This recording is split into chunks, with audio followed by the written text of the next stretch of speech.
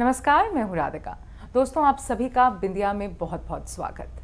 कई महिलाएं ऐसी होती हैं जो शादी होने के बाद अपने सपनों को भूल जाती हैं, लेकिन कई महिलाएं ऐसी भी होती हैं जो चाहे कुछ भी हो जाए अपने सपनों को नहीं भूलती और उन्हें पूरा करने की जद्दोजहद में जिंदगी भर लगी रहती हैं। ऐसी ही एक शख्सियत हैं स्पोर्ट्स ज्योतिषाचार्य अनीता निगम। आइए मुलाकात करते हैं।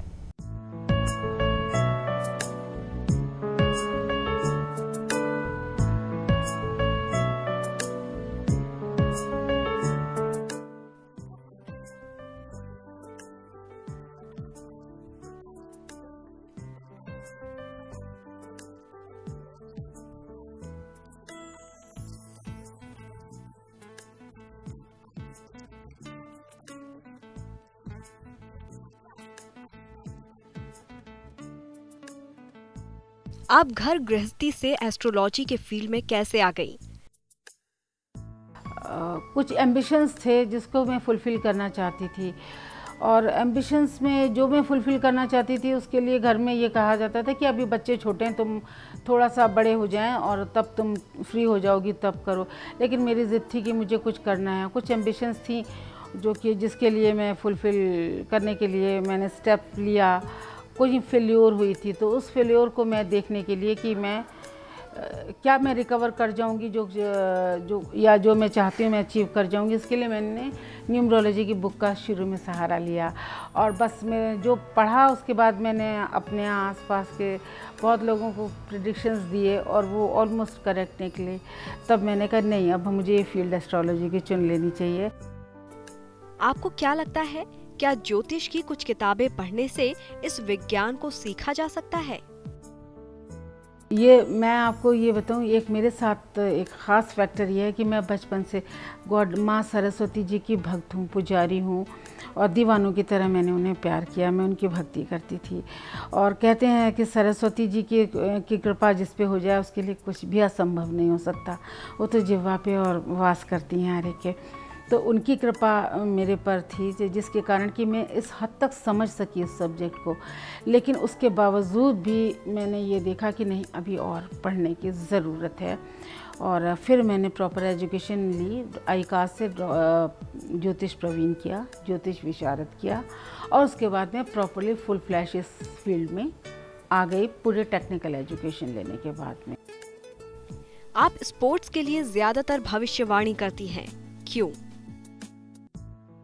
बजाय इसके कि मैं अपनी पब्लिसिटी करूं, अपने बारे में बताऊं, आप आइए एक दुकान सी लगाऊं, मैंने इस चीज़ को सोचा कि मैं स्पोर्ट्स की फील्ड चुनूं और उसमें अपने प्रेडिक्शंस दूं। तो उससे मेरा पोटेंशियल मेरे बिना बोले ही पता चल जाएगा कि क्या पोटेंशियल है और कैसी एस्ट्रोलॉजर हूँ। और तब से लेकर अब तक मैंने जितने ग्रैंड स्लैम टेनिस मैच हैं और सॉकर है, क्रिकेट है, सबको कवर किया, और बड़ी बड़ी हायर पर्सनैलिटीज़ को कवर किया। आपने हाल ही में पॉल ऑक्टोपस के बारे में सुना होगा, क्या कहेंगे इस बारे में? ये ज़रूर है कि इस वक्त बृहस्पति जो है वो बृहस्पति मीन राशि से होके गुजर रहे हैं, और शनि देव जी की और बृहस्पति के आपस में समसप्तक दृष्टि है। तो ये कॉम्बिनेशन बहुत ज़बरदस्त कॉम्बिनेशन होता है। और बृहस्पति चूँकि जल तत्व राशि में, जल तत्व छोटी मोटा जल तत्व नहीं, बहुत बड़ा ह्यूज मास, तो वो समुंदर होता है, वो समुद्री जीव है। तो बृहस्पति की कृपा दृष्टि से इस तरह की जो चीज़ें हैं कि आप प्रेडिक्ट कर दें, कुछ बता दें और बहुत कुछ इस तरह का कर दें, ये बृहस्पति की कृपा बिना नहीं हो सकता है। तो उस वक्त हो सकता है उसके प्रारब्ध कुछ ऑक्टोपस के ऐसे हों कि उस जीव को भी एक जीव होते हुए भी उसको हाईलाइट होना हो, तो जुपिटर ने उसको जो है किसी फॉर्म में उसको हाईलाइट करा दिया, क्योंकि वो समुद्री जीव था। जुपिटर इस वक्त समुद्री क्या कहते हैं, जो उनकी जल तत्व राशि मीन उसके स्वामी थे, उसमें विराजे हुए थे। अपवाद हर जगह हैं, आपने दुनिया में देखे, हर जगह अपवाद है। ये भी एक अपवाद है, और वो डेस्टिनी थी उसकी जो उसको मिल गया। 1 साल से ज़्यादा की उसकी लाइफ नहीं है, मैंने इंटरनेट पे पढ़ा है। तो उसकी पूरी ज़िंदगी बीत गई, और उसको चलते चलते उसको एक लाइमलाइट इस दुनिया में मिलनी थी, वो उसको मिल गई, वो उसका प्रारब्ध था। हाल ही में आपने करीना सैफ के बारे में क्या भविष्यवाणी की थी? करीना सैफ के बारे में मैंने प्रेडिक्ट किया कि हॉरोस्कोप करीना की देखते हुए उसकी शादी मतलब ये रिलेशनशिप सिर्फ लिविंग रिलेशनशिप रहेगा और शादी नहीं होगी। और करीना कपूर की हॉरोस्कोप दिखाती है कि उनकी शायद ही शादी वो करें, और करेंगी तो काफ़ी एज के बाद करेंगी, लेकिन अभी शादी उनकी होने का इंडिकेशन नहीं है। लिविंग रिलेशनशिप्स तो आप बहुत सुन लेंगे, लेकिन शादी नहीं होगी। आपकी ज़िंदगी की कोई बुरी घटना? मुझको KPS गिल जी ने एक बार इनवाइट किया था कि हम गोल्ड कप चाहते हैं, तो हम क्या करें जिससे कि हमारी टीम को गोल्ड कप मिल जाए। तब मैंने कलर चेंज करवाया था अपने प्लेयर्स का।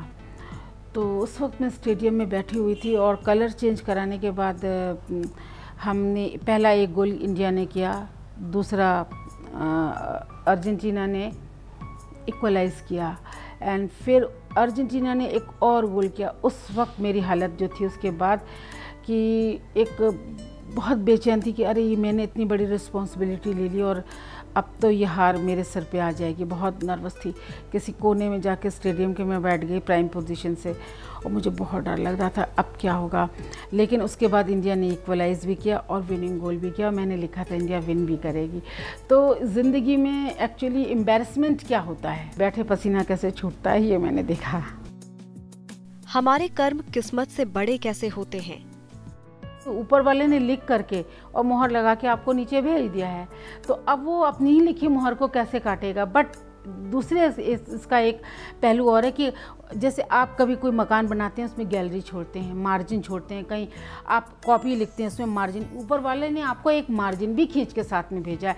वो मार्जिन है आपके कर्म फल का, जिसमें वो आपको उस अपने स्पेशल नोट या अपने स्पेशल कैप्शंस वो दे सकता है कि हाँ इस केस में इसको इतना रिड्यूस कर दो, इतना दे दो।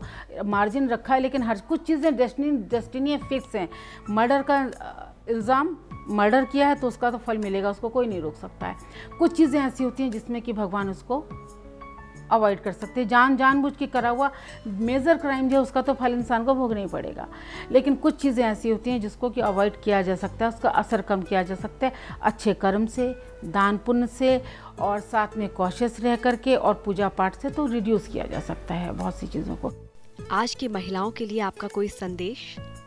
मैं बाकी महिलाओं के लिए यही कहना चाहूँगी कि खुद ही को खुद कर बुलंद इतना, हर तकदीर से पहले खुदा खुद तुझसे पूछे ए बंदे तेरी रज़ा क्या है।